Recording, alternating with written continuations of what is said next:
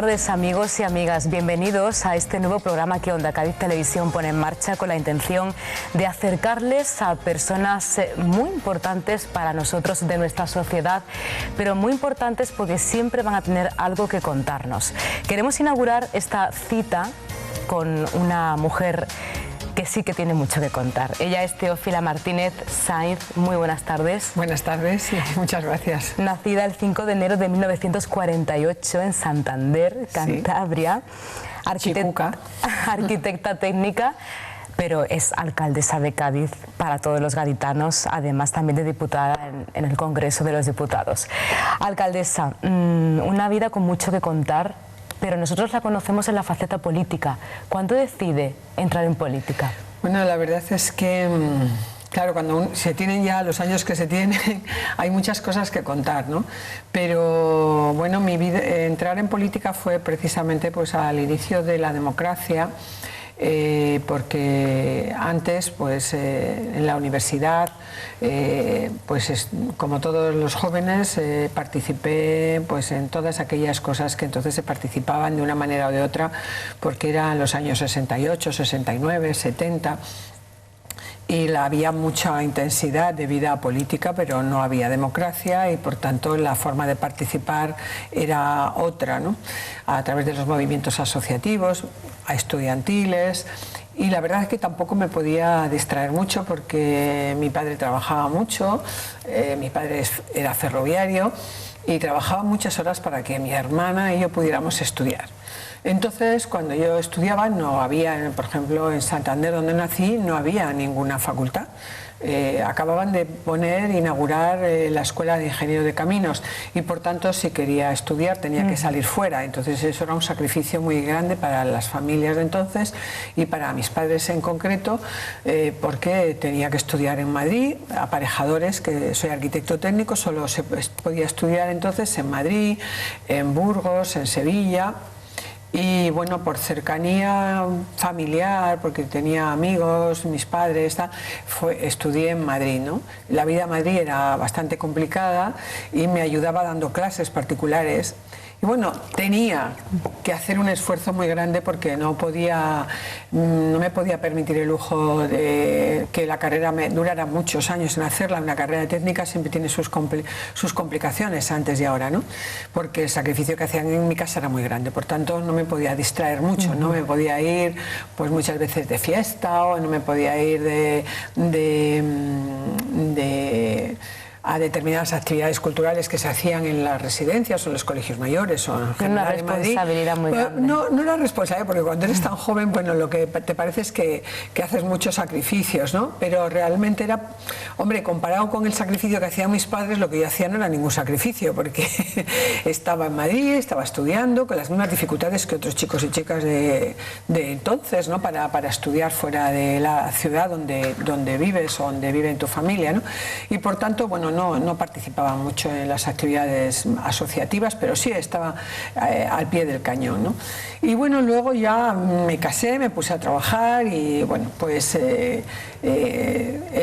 cuando llegó la transición y en el año 77 participé en las primeras elecciones como interventor en un colegio electoral, porque yo quería ver de cerca cómo era el proceso de unas elecciones y tener la oportunidad de velar como interventor en una mesa en un colegio por la transparencia en el proceso electoral que empezaba, ¿no? De las elecciones, pues me pareció una manera de colaborar. Entonces, luego, por motivos de trabajo de mi marido, pues estuve un tiempo, en el 78, 79, las elecciones del 79, viviendo a caballo entre Venezuela y España.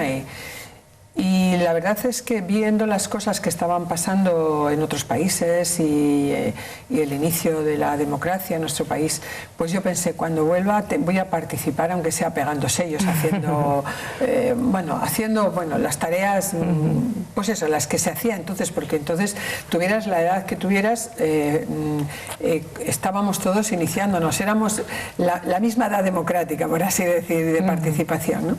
Y sí, la verdad que bueno, ya enseguida me vine a vivir a Cádiz y empecé a militar de una manera muy activa en el entonces Alianza Popular, y entre Madrid y Cádiz, y la verdad es que nadie me ha impedido, mi partido siempre ha tenido oportunidades, a pesar de que entonces las mujeres pues no participábamos tanto, pero yo fui secretaria general del Partido Popular en la provincia de Cádiz desde el 83 al 87, por tanto no necesité de cuotas ni nada para ser la secretaria general. Entonces la verdad que el papel de una secretaria general o de un secretario general en la provincia de Cádiz, de un partido como Alianza Popular y luego Partido Popular, no tenía la misma proyección política que en estos últimos años, ¿no? Era la mayor proyección política la tenían entonces pues el presidente del partido y los escasos cargos electos que teníamos, concejales o diputados andaluces o diputados nacionales, pero bueno, aprendí mucho, trabajé mucho y bueno, pues la verdad es que ha sido un camino muy interesante y muy importante para mí, porque me ha permitido pelear por las cosas que he creído y que creo, y permítame que le diga, defender mis principios. Y ¿no? le ha permitido enamorarse de Cádiz. Sí, bueno, la verdad es que siempre he dicho que era un privilegio, porque claro, una persona que cambia de lugar del nacimiento, aunque luego vives en Madrid porque estudias en Madrid, trabajas en Madrid, y por motivos de trabajo pues tuvimos que estar fuera trabajando, pues cuando llegas a un sitio como Cádiz dices, ¿y qué es lo que he hecho yo antes? Que me he perdido esto, ¿no? Y claro, la actividad política y la militancia me permitió conocer todos los pueblos de Cádiz y la provincia de Cádiz muy rápidamente desde todos los puntos de vista, el social, el económico, el político, en unos momentos donde estaba todo cambiando, donde se participaba mucho, donde las asociaciones de vecinos, las asociaciones culturales, las asociaciones de carácter, pseudopolíticas, los partidos políticos, estábamos todos ávidos de participar, de debatir, de informar, porque no había la facilidad, aunque han pasado pocos años, que ahora tiene todo el mundo para informar. Han pasado pocos años, pero ha tenido la oportunidad de ver cómo la gente, los ciudadanos, hemos evolucionado en la participación. ¿Qué diferencias hay?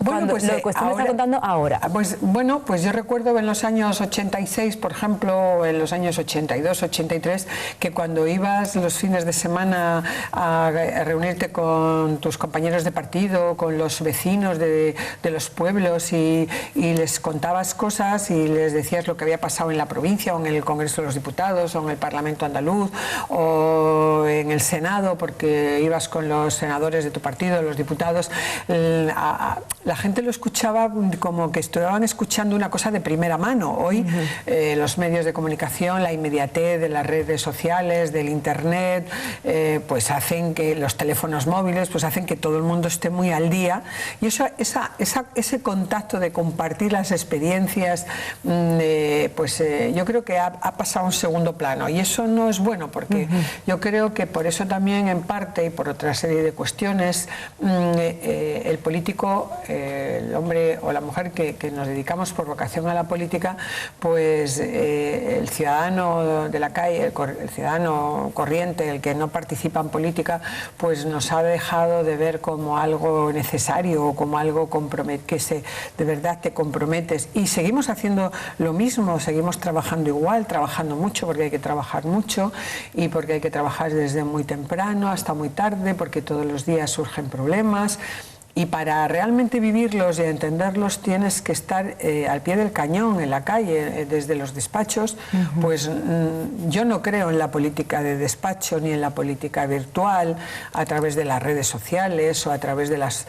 No creo en ella porque pierde cercanía y es fácilmente manipulable, ¿no? Cuando una persona te mira a la cara y te cuenta sus problemas y realmente sabes si lo que hay de verdad o lo que no hay de verdad, y entonces te comprometes de una manera distinta, porque cuando la gente te mira a los ojos y te cuenta sus problemas, tienes que tener un corazón de hielo para no intentar arreglar las cosas o dejarte la piel tratando de solucionar problemas que hay veces que parecen que no tienen solución, porque si no, no serían problemas, ¿no?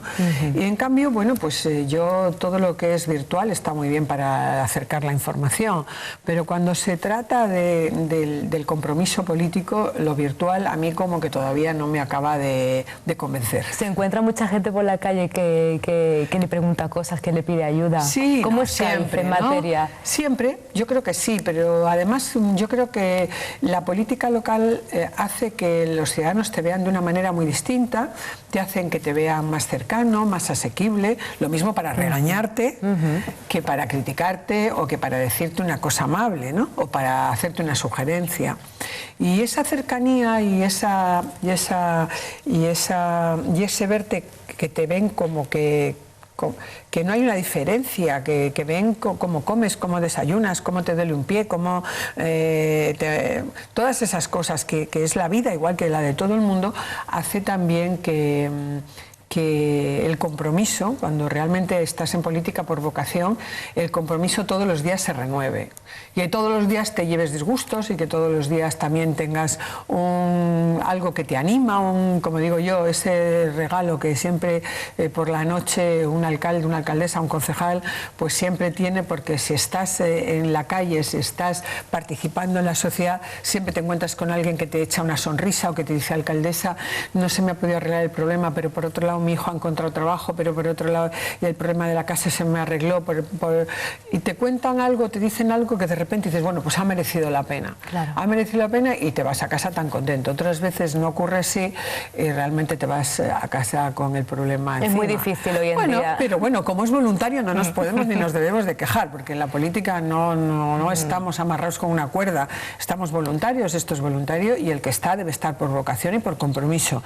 Y cuando eso no ocurre así, pues lo mejor es irse a su casa, ¿no? Yo recuerdo cuando llegué a alcaldesa, recuerdo que uno de los días era verano y Carmen, la secretaria, que siempre se quedaba conmigo hasta el final, pues viene y me dice, abre la puerta del despacho. Entonces quiero recordar que a las 4 menos cuarto me dice, el guarda de seguridad dice que hay un señor, un parado en la puerta que la está esperando, y digo, y que si usted quiere salir por la puerta del costado, el ayuntamiento tiene una puerta del costado. Y yo le dije, Carmen, dígale que muchas gracias, pero que el día que la alcaldesa de Cádiz no pueda salir por la puerta normal, porque hay un parado, una persona que tiene un problema, es el momento de que se vaya para su casa, ¿no?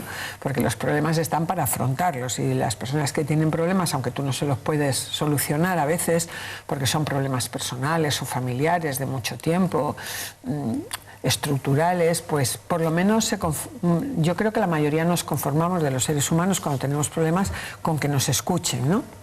Y que nos digan la verdad, aunque a veces la verdad pues es muy cruda y sobre todo en estos momentos donde hay tanto paro y tantas familias que lo están pasando mal y que ves que no se genera empleo y que los empresarios pues tampoco tienen recursos económicos para crear nuevas empresas o para mantener las suyas, porque no hay créditos de los bancos y porque no se vende, no se consume, no se produce, pues realmente ¿Cómo animaría en este punto a los gaditanos que tanto tienen que ofrecer? Porque Cádiz es un sitio con muchos recursos. Bueno, yo creo que es complicado, ¿no? Porque a mí no me gusta engañar. Y yo creo que en un momento como este todos sabemos que es muy difícil decir a una persona que está en el paro desde hace unos años y que a otros que a duras penas pues llegas a final de mes o que no tienes para pagar el alquiler o que no... Es muy difícil decirle que tenga paciencia, ¿no? Hay que trabajar mucho para tratar de solucionar los problemas y tratar de que la ciudad sea atractiva para que venga gente a invertir y a crear empleo, pero es muy complicado. Es muy complicado decirle a la gente que espere cuando tiene un problema. Y yo no me voy a permitir ese lujo porque no me gusta mentir. Yo solo creo que aquellos que tenemos la oportunidad democrática de trabajar por los demás, pues nos tienen que ver que realmente nos estamos fajando y que estamos trabajando y que no damos nada por perdido y que seguimos invirtiendo lo poco que hay para que la ciudad se siga transformando y que siga ganando en oportunidades. De ahí la diferencia, por ejemplo, en que en estos momentos la tasa de paro en la provincia es del 40% y en la ciudad es del 31%. A mí eso no me consuela, porque me gustaría que fuera un 15%, pero me anima mucho a seguir trabajando con los funcionarios municipales, pensando, discurriendo, trabajando con los concejales para que no den nada por perdido, para que luchen, porque ahora lo fácil es decir, como no hay dinero, pues no vamos a hacer nada. No, hay que hacer, con lo poco que haya, hay que hacer muchas cosas para que la sociedad vea que tú no te paras y que el que pueda invertir diga, bueno, pues si el ayuntamiento tira para adelante, pues vamos a tirar para adelante, aunque es muy difícil porque, claro, también después de 4 años de una crisis tan grande como la que hay en España, en Europa y en el mundo, pues el pequeño empresario, el que tiene un bar, tiene una cafetería, tiene una tienda, tiene una imprenta, pues y ha aguantado con sus ahorros, o ahora no hipotecando su casa porque ya no te la hipoteca, claro. No hay créditos hipotecarios, ¿no?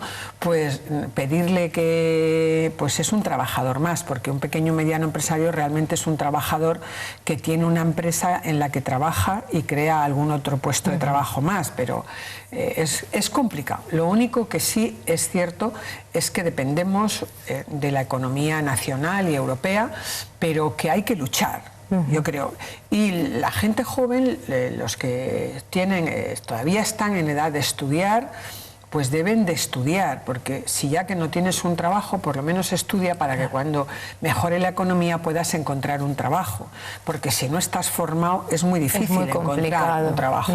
Yo he oído siempre a los expertos que la falta de formación pues es la mayor fábrica de parados de un país, ¿no? De hecho, aquí en España ha sido uno de los principales problemas en la crisis. El fracaso escolar y tal. El abandono. Entonces yo siempre recuerdo que mi madre siempre nos decía, a mi hermana y a mí, ya podéis hacer lo que queráis, que aunque tengáis 50 años vais a seguir estudiando hasta que no... Eso nos desanimaba mucho a la hora de perder el tiempo, porque como mi madre era tan fuerte del carácter, nos veíamos estudiando hasta el final de nuestros días, ¿no? Pero, en fin, yo creo que sí, que los jóvenes deben de animar a las familias, pelear, animar a sus padres, colaborar con sus padres que lo están pasando mal. Lo que peor los tienen en este momento son los matrimonios jóvenes también, que tienen hijos pequeños y que... Bueno, cuando se pone delante de un niño, tantas veces que la hemos visto en congresos, con pequeños, en el ayuntamiento, en el Palacio de Congresos, distintas actividades, y se pone delante de un niño con 6, 7 años, 10 años, ¿qué consejo le da? Bueno, es muy difícil darle a un niño un consejo. Ahora casi todos te los dan a ti, ¿no? Los niños pequeños. Lo que pasa es que yo creo que a los niños pequeños los que hay que hablarles es con naturalidad y que sepan lo que pasa en las familias, si hay poco como si hay mucho. Yo recuerdo que cuando yo era pequeña, si mi madre no me llevaba a principios de curso a comprar unos zapatos nuevos, cuando tenías 10, 12 años, pues no los pedía porque sabía que no había. Entonces, pues, ¿para qué lo iba a pedir? Pues no era... O si ya cuando era más mayor, si no me decía vamos a comprar un abrigo, pues sabía que me tenía que conformar con el que tenía, porque si no, era que no había y por tanto no había. Y entonces te conformabas. Pero es muy difícil dar consejos, ¿no? Porque sobre todo cuando eres alcaldesa o cuando eres profesor de un colegio, porque los niños dicen, ya está el pesado este, la pesada esta, ¿qué sabrá? Ella, claro, como es alcaldesa, le parece todo muy fácil. Yo creo que eso es más una tarea de los padres, de los abuelos, de los profesores. Hombre, los políticos lo que tenemos es que dar ejemplo. Ahora también se ha convertido en algo muy complicado, porque como estamos tan devaluados, la clase política, pues también es muy complicado porque hemos perdido mucha credibilidad y hay que recuperar la base de dar ejemplo, de ser transparente, de vivir como vive todo el mundo y decir que tienen los mismos problemas que tiene todo el mundo. y que es cierto, y que tu hijo también se puede quedar en paro, y que tu hija también se puede quedar en paro, y que también puedes tener una enfermedad que te impida trabajar y por tanto o pierdas el trabajo. Bueno, pues que tenemos los mismos problemas que todo el mundo, porque no has caído de un platillo volante ni eres perfecto, sino todo lo contrario, eres una persona normal y corriente con los mismos defectos que los demás en el mismo porcentaje, y lo único que tienes un compromiso que es mucho mayor que el resto de los ciudadanos con la sociedad, porque para eso te presentas en unas elecciones, para representarles y para pelear por ellos, porque no estamos en una democracia asamblearia, estamos en una democracia representativa, donde los ciudadanos elegimos a quien nos represente en las distintas instituciones, sea en los ayuntamientos, sea en los parlamentos autonómicos o sea en las Cortes Generales. El ciudadano, bien ha comentado, tiene ahora un problema con la clase política. ¿Qué podemos hacer? Porque España es un país que es relativamente joven en democracia, me ha comentado cómo vivió usted sus comienzos en política, pero el ciudadano está muy desengañado. ¿Qué podemos hacer para confiar de nuevo? Cuando las situaciones económicas son tan complicadas como las que actualmente estamos viviendo, y cuando el ciudadano ve que aparentemente los políticos pues tenemos privilegios, o que no, o siente o percibe que no tenemos los mismos problemas que ellos, es lógico que nos vean, o que no tenemos capacidad para solucionarlo, es lógico que nos vean más como un problema como la solución, ¿no? Y para eso hay que hacer un esfuerzo muy grande. Y también pues todos debemos de exigirnos, no solamente los políticos, sino los ciudadanos en general, pues ser siempre igual de exigentes, no solamente cuando las cosas están mal, sino siempre igual de exigentes. Es difícil, es complicado, pero tenemos una gran responsabilidad. Pero también es cierto que hay veces que si los políticos pudiéramos decir aquellas cosas que muchas veces nos dicen, pues yo creo que tendríamos que abrirnos todos mucho, ¿no? Los políticos y la sociedad en general, y a tumba abierta, no solamente abrirse unos y otros no, sino todos a tumba abierta, abrirnos y decirnos las cosas a la cara, ¿no? España es un país con mucha pasión. Sí. Mucha pasión. Mucha pasión, mucha pasión. Esa pasión deberíamos emplearla un poquito más ahora. Sí, yo creo que además deberíamos de hacer un esfuerzo importante en ser todos más consecuentes, ¿no? A mí me llama mucho la atención cuando veo determinadas personas, porque luego cuando eres alcalde o eres concejal de tu pueblo o estás en la vida política o no, eres un ciudadano normal, ves cómo muchas veces aquellos que hablan de lo público como si lo público solo fuera el ser funcionario o el trabajar en una empresa pública, y luego resulta que nos da igual cuando alguien atenta contra lo público. Rompe el mobiliario urbano, maltrata las zonas verdes, los árboles, no participa de la política medioambiental de todos los días, de lo cotidiano, donde no importa lo que tenga que invertir el gobierno de la comunidad o de la nación o del municipio para mantener las ciudades, para mantener las infraestructuras, para mantener los servicios públicos, la sanidad, la educación, los colegios.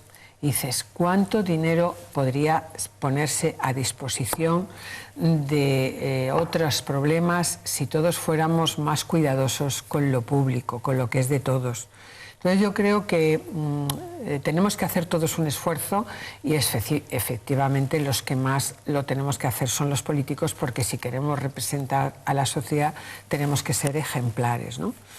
Y ahí es una pelea bastante complicada, porque luego hoy en día pues cualquiera puede anónimamente dar una opinión en un blog, insultar, decir cosas que no son ciertas, crear un ambiente y aprovecharse de los más débiles, ¿no?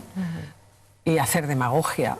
Y yo creo que si algo merece en esta vida la pena es desenmascarar a aquellos que utilizan las penas de los más desprotegidos para beneficiarse políticamente, socialmente o económicamente. Yo creo que eso es lo más reprobable. La corrupción y ese tipo de corrupción también, que es aprovecharse de los más débiles para hacer demagogia y para montar espectáculos utilizando los sentimientos de los demás en beneficio propio. Y creo que ahí también tenemos mucho que hacer. Tenemos mucho que hacer. Yo creo que una de las cosas que debemos de trabajar todos en general es tratar de ser más verdad y erradicar la hipocresía y la falta de respeto. Bueno, la verdad es que Cádiz es una ciudad que apasiona, ¿eh? Es un mundo aparte, es algo que tiene tantas vertientes para, no solamente desde el punto de vista político, social o económico, histórico, sino que además, como decía mi padre, un día me dice: hija, ¿por qué no vendríamos? Claro, como mi padre era ferroviario, era como el judío errante, íbamos de un lado para otro con la casa a cuestas. ¿Por qué no habríamos venido antes a vivir a Cádiz? Porque aquí se vive 2 veces, ¿no? Entonces, es tan intenso, que hace que te apasiones, ¿no? que te metas en la piel, en el corazón de la ciudad inmediatamente, y sobre todo cuando tienes la oportunidad democrática de ser la alcaldesa o un concejal o concejala del ayuntamiento, que te permite estar en contacto con toda la gente, que te permite desde los más pequeños a los más grandes, que te permite conocer sus aspiraciones, sus problemas, que te permite vivirlo todos los días intensamente, no como una gran ciudad, Madrid, Barcelona. Yo no sé cómo lo hacen los alcaldes o las alcaldesas de esas grandes ciudades, que también tendrán su componente importantísimo, indudablemente, ¿no? Pero Cádiz es una ciudad que te enamora desde el primer momento, porque te apasiona todo, cada día descubres algo. Yo siempre digo, es que todo está detrás de una puerta, pero claro, cuando abres la puerta te encuentras un mundo aparte, pero cuando la abres y miras al cielo, miras al mar, es que dices, bueno, me compensa de todo, ¿no? Y yo creo que eso también forma parte de nuestra manera de ser y de nuestra manera de ver la vida. Entonces yo creo que Cádiz es una ciudad por la que merece la pena dejarse la piel y por la que merece la pena pelear, porque además es una ciudad muy lucida, lo luce mucho. Sí. Lo mismo que se ve enseguida, los defectos pues, o las cosas malas, pero enseguida si haces cosas lo luce, ¿no? Es muy agradecida la ciudad.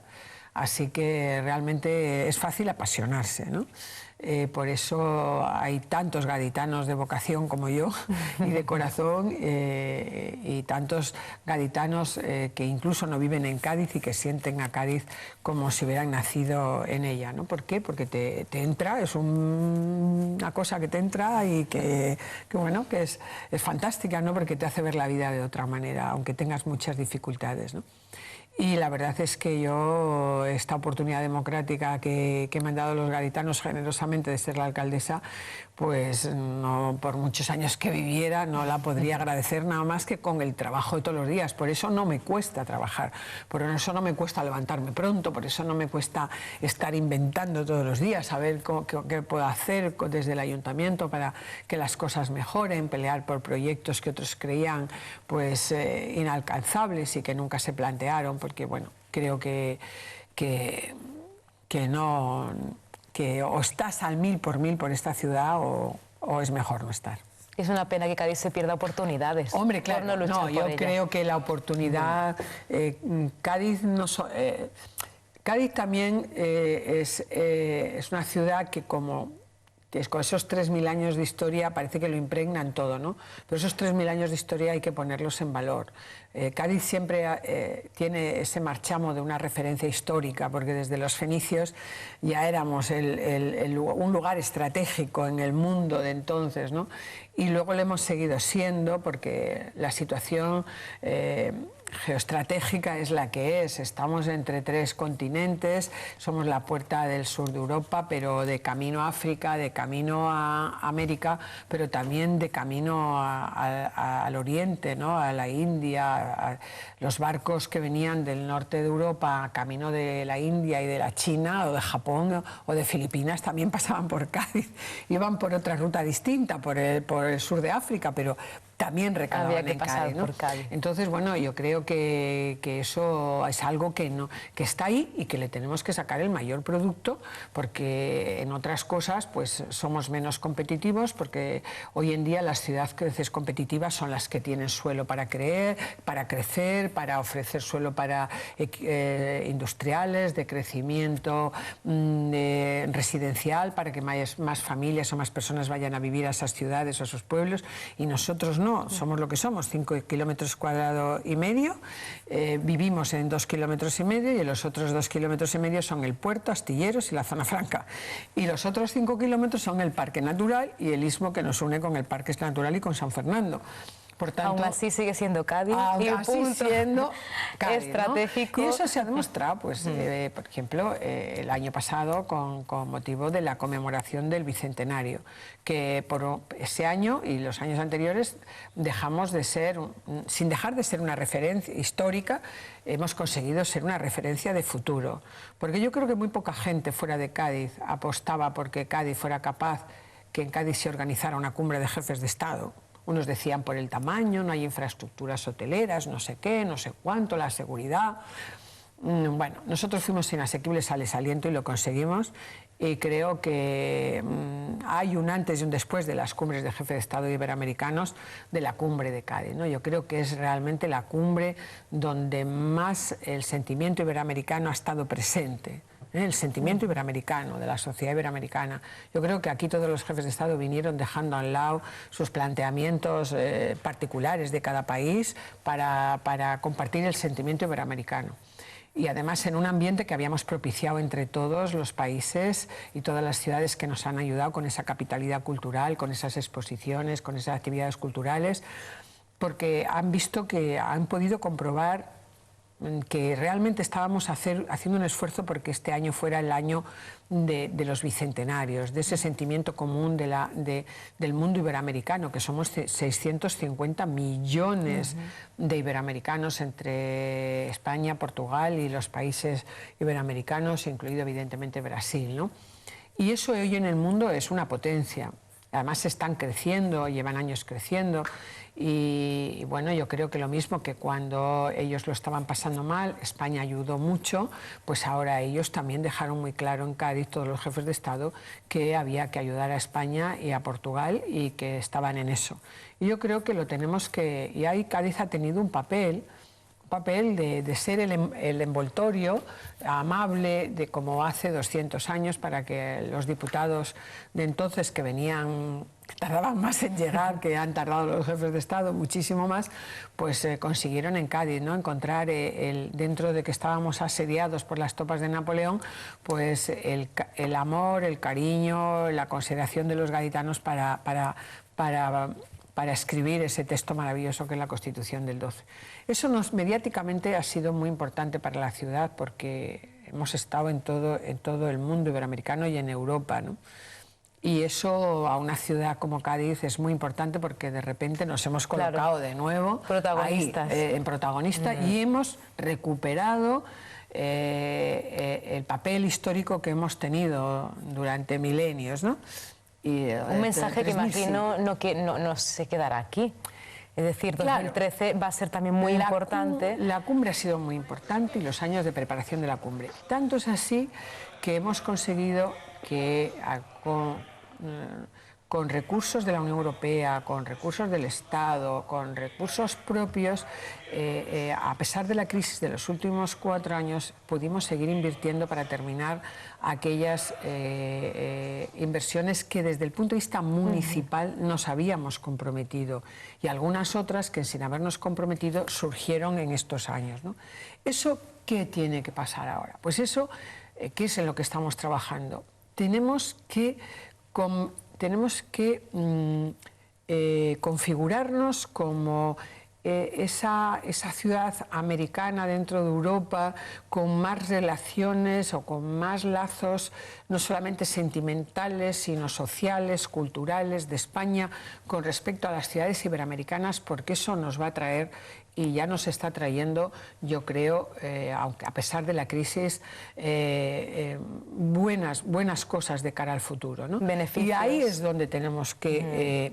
porque en otros aspectos hay otras ciudades de España y Europa que compiten con nosotros, y nosotros tenemos menos posibilidades de salir por falta de suelo, de salir ganadores. Pero en esta faceta de las relaciones culturales, económicas, sociales, la universidad con las ciudades y los países iberoamericanos, tenemos mucho más que ganar que perder. Por eso la importancia de que ahora consigamos que esa estrategia que hemos lanzado desde Cádiz, de que la provincia sea la Bahía de Cádiz, la de Algeciras y Jerez, esos tres pilares sean la base de esa plataforma logística del sur de Europa, eso nos tiene que salir bien. ¿Por qué? Porque estamos perdiendo, llevamos años perdiendo mucha energía y muchas posibilidades de generar empleo, porque cuando hemos sido realmente importantes y cuando la economía de Cádiz a lo largo de los siglos ha sido muy importante y generadora de riqueza, era cuando teníamos un papel importante en el comercio entre América, España y Europa. Y el siglo pasado eso se despreocupó mucho, se dejó abandonado, y ese papel lo han llegado a casi a tener en exclusiva los puertos y las ciudades del norte de Europa, una cosa rarísima, ¿no? Pero es porque yo creo que España en los últimos veintitantos años ha abandonado ese papel, quizá porque no le han dado la importancia a las autoridades. Cuando que históricamente siempre ha sido fundamental. No tiene sentido que por Rotterdam o por Ámsterdam esté entrando el 90% de las mercancías y saliendo y transformándose esas mercancías y esos productos que vienen de América o que van de Europa para América. Ese papel le corresponde y lo debemos de trabajar a la Bahía de Cádiz y a la Bahía de Algeciras. El puerto de Algeciras es uno de los más importantes de Europa. El puerto de Cádiz siempre históricamente ha sido un puerto muy importante, y los dos juntos, ese tándem, tiene que ser imparable, porque además estamos situados en un espacio logístico tan importante como es el Estrecho de Gibraltar, que en el mundo tiene históricamente un papel fundamental en las comunicaciones por vía marítima, pero como puede tener en este momento el Canal de Panamá, o en su día tuvo el Canal de Suez. Y eso no lo podemos desaprovechar, claro, porque tenemos que intentar que esas empresas logísticas que distribuyen las mercancías por el mundo, que las transforman, tengan su plataforma, se ubiquen en una parte de ellas en la Bahía de Cádiz, en la de Algeciras, se ubiquen en esos polígonos industriales del puerto, de Cádiz, de San Fernando, de Jerez, de Chiclana, de las Aletas de Puerto Real, en el Bajo de la Cabezuela o en Algeciras, en toda la Bahía de Algeciras, en los barrios, en San Roque. ¿Para qué? Para que de ahí esas mercancías se transformen de entrada y de salida, desde aquí también se exporte, para que realmente eso nos genere puestos de trabajo. Tenemos industrias estratégicas, como es la industria naval, la industria aeronáutica. Tenemos un offshore en Puerto Real, que es el mejor de Europa y del mundo, donde se hacen esas plataformas enormes que no se hacen en otros países. Y tenemos industria agroalimentaria, tenemos en el campo de Gibraltar, tenemos además del más importante puerto de Algeciras del sur de Europa, y de entre los más importantes de Europa, generamos energía eléctrica como para suministrar 1/3 de la energía eléctrica que se consume en Andalucía. Tenemos reservas de agua, tenemos energía eólica, tenemos una agricultura pujante, tenemos la pesca, que todavía sigue siendo importante. Tenemos una universidad con 4 campus universitarios, con unos profesores, con unos investigadores, con unos alumnos, realmente que... Son todos los ingredientes. Todos los ingredientes de una plataforma. Entonces, ¿por qué no conseguir, como vamos a tratar de conseguir, que el Estado español nos coloque en los mapas internacionales del mundo con una luz que diga, aquí es una plataforma logística, estamos apostando y si ustedes quieren hacer negocio con España, utilicen estos puertos, utilicen esta zona logística, vamos a, bueno, una estrategia que yo creo que ha sido la llamada de atención, ha sido la cumbre de jefes de Estado, y que tenemos que estar ahí y que tenemos que pelearlo y que tenemos que estar. La cumbre de Panamá de este año se va a dedicar precisamente a la logística, porque ellos están peleando mucho por ser el núcleo más importante de la logística en América. Y nosotros tenemos que estar ahí aprendiendo y los empresarios tienen que estar ahí negociando y las instituciones, el Estado, el gobierno andaluz, el Ministerio de Asuntos Exteriores tienen que estar ahí ayudándonos para que realmente no solamente los puertos crezcan, sino que las ciudades y esos equipamientos industriales alrededor de los puertos se llenen de actividad económica para que se genere empleo. Porque tenemos que romper esa maldición de que cuando las cosas van mal en la economía nacional, nosotros vamos peor. Y cuando van bien mejoramos, pero no lo suficiente. Entonces tenemos que hacer cosas que nos distingan de los demás y que tengamos ese plus que otros no tienen y le tenemos que poner en valor. En este punto, alcaldesa, tenemos muchas ganas de ver el puente terminado. Sí. Bueno, la verdad es que en el 2007 se empezó la obra. 10 años después de que empezara el Ayuntamiento de Cádiz a pelear por ese puente, pero mientras tanto no se había perdido el tiempo. Habíamos conseguido el soterramiento, que todavía hay ciudades como Granada o como Almería que están peleando porque se solucione su problema de integración del ferrocarril y la llegada de la alta velocidad a sus ciudades. O sea que nosotros hemos trabajado muy duro y lo hemos conseguido antes que nadie. La única ciudad de España que había integrado y soterrado el ferrocarril en España antes que nosotros fue la ciudad de Castellón. Y después nosotros. Y eso, al ser una ciudad tan pequeña, nos ha posibilitado, además de trabarnos mejor, porque antes estábamos divididos en dos por la vía del tren, pues ha conseguido que ahora, cuando se termine el puente, la ciudad ya esté preparada. Es evidente que se ha perdido tiempo, porque claro, desde que empezamos a pelear hasta que se licitó la obra y se empezó la obra en el 2007, perdimos 2 años porque el gobierno del señor Zapatero y doña Madalena Álvarez se empeñaron en cambiar el proyecto, bueno, en cambiarle, hacer algunas modificaciones, con lo cual se retrasó 2 años la terminación de la elaboración del proyecto de construcción. Luego, en el 2007, tenían que haber sido 4 años los que se tardaban en ejecutarse, o sea, 7 y 4, 11. En el 11 tenía que haber estado terminado. Pero ¿qué pasó? Que en el 10 y en el 11 el gobierno se empeñó en decir que no había crisis, la obra estaba parada y ahora ha cogido el año pasado ya otro ritmo, está garantizada por los presupuestos la dotación económica para este año 12 y para terminar de pagarla en el 14, y como dijo la ministra, pues ahora estamos en la posición crítica, que es ese año que se tarda en poner las dovelas, que son la parte del soporte de las vigas que hay que poner atirantadas de las grandes columnas que hay y que son las más difíciles de colocar, porque hay que ir colocando una y atirantarla, colgarla de las pilastras grandes, ¿no? Pero, vamos, realmente yo creo que eso va a ser una de las obras que nos va a dar esa imagen de modernidad para toda la bahía y para toda la provincia de Cádiz, y además nos va a traer muy buenas cosas, estoy segura.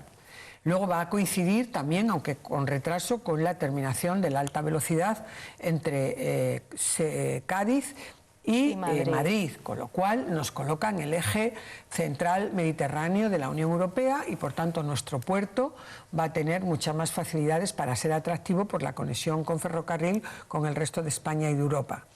O sea que yo espero que no haya ningún retraso. Ahora parece ser que una de las empresas que tenía que fabricar 6 de las 60 dovelas pues se ha retirado porque tenía problemas económicos, pero yo espero que eso se solucione con las otras 2 empresas que han estado fabricando esas dovelas y que las tienen que colocar, ¿no?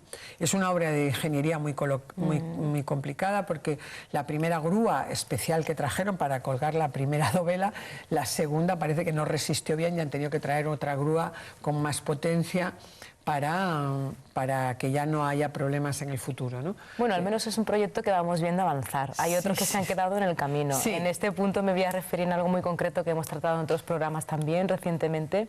Me refiero al Plan Bahía Competitiva. Y digo proyectos que se han quedado en el camino porque el dinero no ha ido a parar donde tenía que haber. Bueno, la verdad es que ahí sorprende mucho que mientras en lo que son todos los programas de fomento del empleo de los últimos años y los dinero, o sea, los recursos económicos que provienen siempre del Gobierno de la Nación, gobierne quien gobierne, para los planes de reindustrialización, pues resulta que en los 2 últimos años, pues, o sea, en el 10 y en el 9, pues hayan 25 millones de euros que se dedicaron a ese programa, pues hayan desaparecido y realmente pues no estén, y además no se haya creado ni una empresa, y además pues estén en un proceso judicial de aquellos que solicitaron, que vinieron de fuera y que contaron con todos los apoyos que no han encontrado algunas veces los empresarios gaditanos para que les dieran unas cantidades importantes de dinero, hasta 25 millones de euros, para que eso no desapareciera. Pero no solamente eso, sino que se dieron dinero, por ejemplo, a una empresa como Alestis, semipública, y que no había empezado a funcionar y ya estaba haciendo un ERE. O sea, que es que en los últimos 5 años se han hecho cosas en plena crisis económica que no tienen justificación y que además pues ya veremos a ver dónde para esto, porque el pasado 9 de febrero el Tribunal de Cuentas corroboró el desvío de millones de euros del Plan Bahía Competitiva correspondientes a las subvenciones del 2008 y 2009 para la formación de trabajadores que la comunidad autónoma nunca justificó.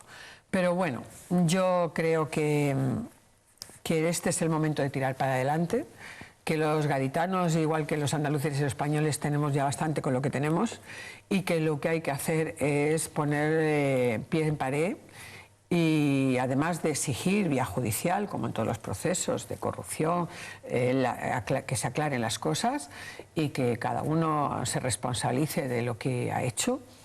Pues realmente yo creo que lo que hay que trabajar es duro para que los recursos económicos disponibles en este momento realmente sí sean eficaces y sí realmente produzcan beneficios, y el beneficio en materia social y en materia económica es que se genere puestos de trabajo, que consiste en crear riqueza, y la riqueza se crea cuando se generan puestos de trabajo, no cuando algunos se enriquecen pero no se generan puestos de trabajo.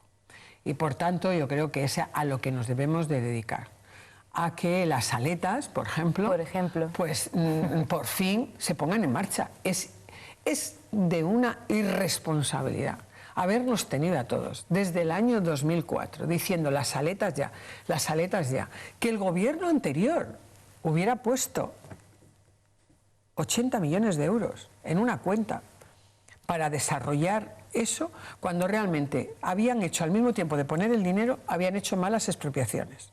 Habían hecho mal la Junta de Andalucía el expediente de declararlo de interés de la comunidad autónoma para aligerar los procesos. Y ahora resulta que eso está mal hecho, que las expropiaciones están mal hechas, que la declaración de impacto ambiental impide desarrollarlo con el diseño que desde el principio se planteó, y que estamos desde el 2004, aquí han pasado 8 años al 12, y que estamos peor que en el año 2004, porque hay dinero en las cuentas del consorcio de las aletas y no se puede aplicar, porque desde el punto de vista de la legalidad de los trámites para poder construir y para poder urbanizarlo es un desastre. Y esa es una responsabilidad muy grande, porque ¿cuántos puestos de trabajo se podían haber creado en estos años? Nos hubiésemos evitado muchísimos bueno, y sobre problemas. todo, como cuando se empezó no estábamos en crisis económica, pues ahora realmente igual estaba frenando por la crisis económica, pero por lo menos tendríamos ahí una base. Repito, yo creo que derramar lágrimas por lo que ha podido ser y no es. Hay que pedir responsabilidades, pero no se puede mirar para atrás. hay que mirar para adelante, hay que trabajar muy duro y hay que hacer que las cosas funcionen, porque si no, no vamos a ningún sitio. Alcaldesa, estamos fuera del tiempo, pero voy a enlazar a colación de lo que me dice, de lo que hay que hacer, de lo que deberíamos hacer. Para terminar, un mensaje. ¿Qué hace grande a una persona y qué hace grande a un pueblo? El trabajo, sin duda. El trabajo y el esfuerzo. El trabajo y el esfuerzo. Porque nadie te va a regalar nada. Nadie.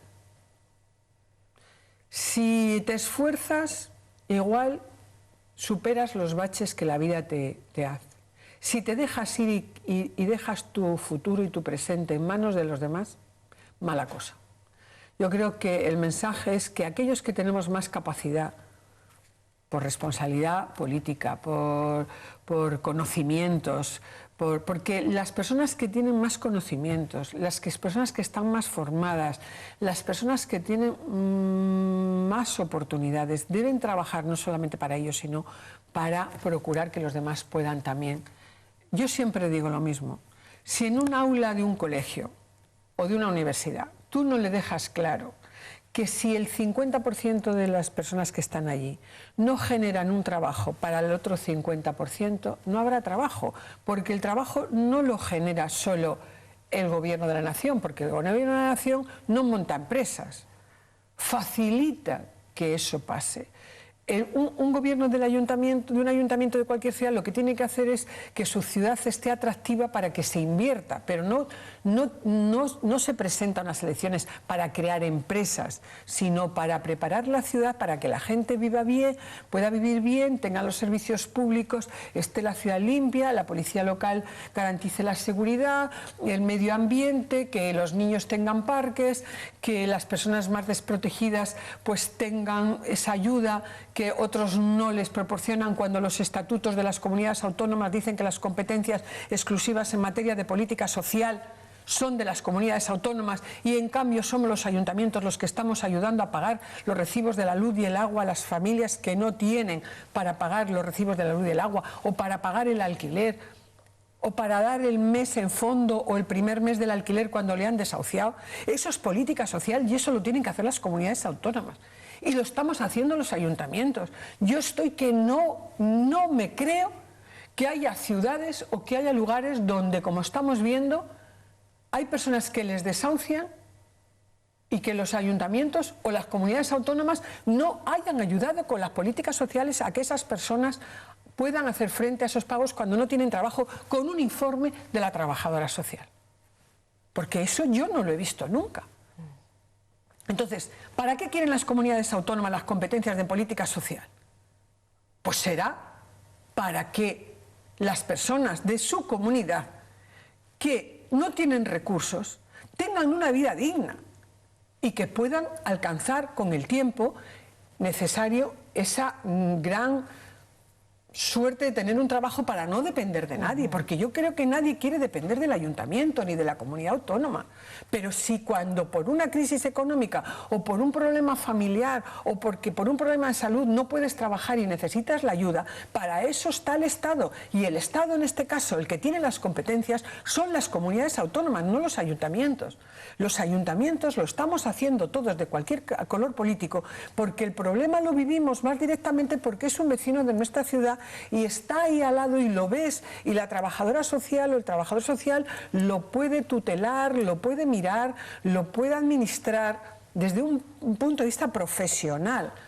Pero yo no entiendo nada, no entiendo cómo algunos, desde posiciones políticas supuestamente de izquierdas, dicen que la izquierda es la única que hace política social y resulta que son los ayuntamientos en este país, en toda la nación española, los que financian el 80% de las políticas sociales. Y yo creo que es una obligación del Estado, de cualquier Estado, en que esas familias que lo están pasando mal puedan tener una oportunidad, pero para eso hay que ayudarles a tener una vivienda digna o ayudarles a pagar esa vivienda para que no les desahucien. Yo sé que hay casos que hay veces que no tienen solución, ¿no? Porque es momento ahora de demostrar lo que le bueno, comentaba. porque hay veces que no puedes ayudar a una familia a pagar el alquiler porque no hay nadie que le alquile la vivienda. porque no tiene trabajo, entonces no le alquilan, y si no le alquilan tú no le puedes ayudar porque no tienes ese contrato o ese recibo que ayudarle a pagar. Pero bueno, yo creo que para eso están las políticas de las comunidades autónomas, que tienen, según los estatutos, la competencia exclusiva en materia de vivienda y en materia de política social. Alcaldesa, muchísimas gracias. Gracias. Por haber estado esta tarde con nosotros. Bueno, gracias. Y por habernos dejado conocerla. No es el momento en donde puedas hablar sin pensar que, bueno, cualquiera que te esté oyendo dirá qué fácil o que la alcaldesa con lo mal que lo estoy pasando, ¿no? Pero yo creo que también todo el mundo tiene que saber que a veces te encuentras impotente para solucionar los problemas. Quede ahí ese mensaje. Alcaldesa, muchísimas gracias por haber estado de cerca.